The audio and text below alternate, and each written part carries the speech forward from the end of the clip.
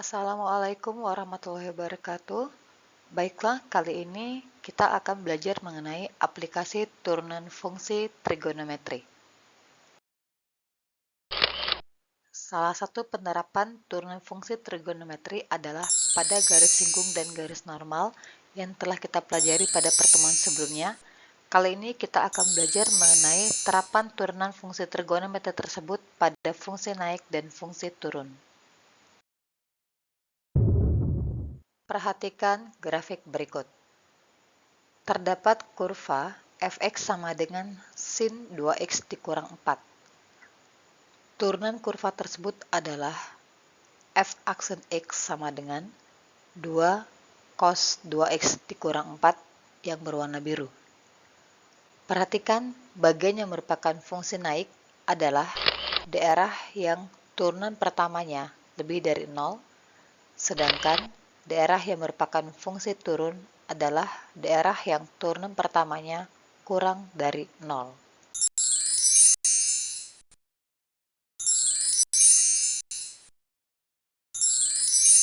Daerah interval fungsi naik dan fungsi turun yang diberikan pada grafik ini terbatas antara 0 sampai dengan 2pi. Simak contoh berikut. Tentukan interval di mana kurva fungsi fx sama dengan sin dari 2x kurang 4 naik dan di mana kurva fungsi tersebut turun pada interval x terletak di antara 0 sampai dengan 2pi.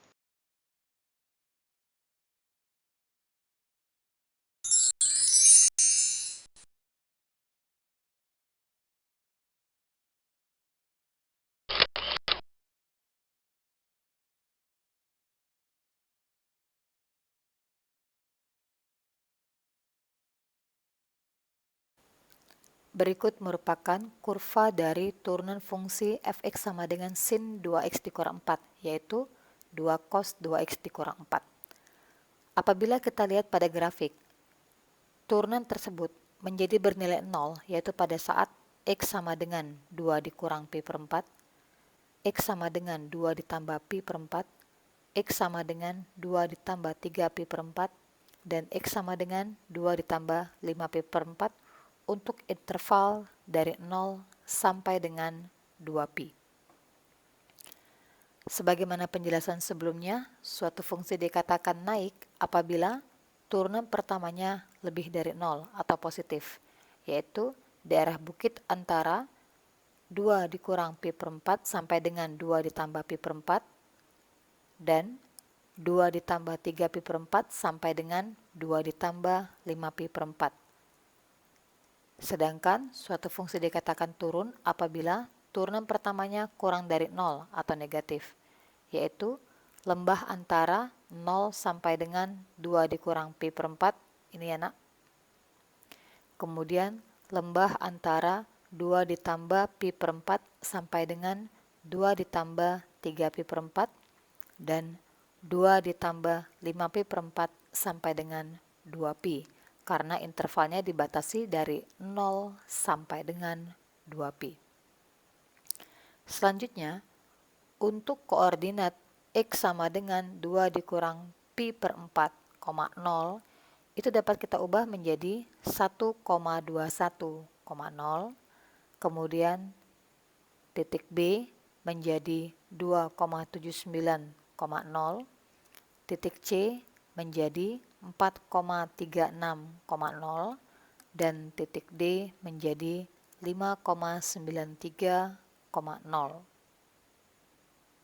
Jadi, kalian tinggal mengubah nilai pi ini menjadi 3,14 sehingga diperoleh hasil desimal yang diberikan sebagaimana tertera pada titik A, B, C, dan D.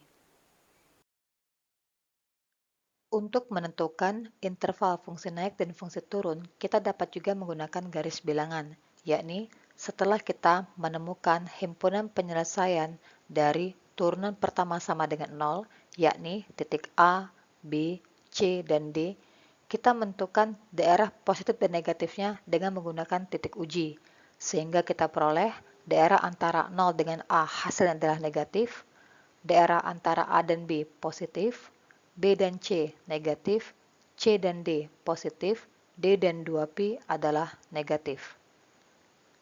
Dikatakan naik, dia terletak pada interval yang positif, berarti dari titik A ke titik B, yaitu X lebih dari 2 dikurang Pi per 4 dan X kurang dari 2 ditambah Pi per 4, dan X lebih dari 2 ditambah 3 Pi per 4 dan X kurang dari 5 Pi per 4.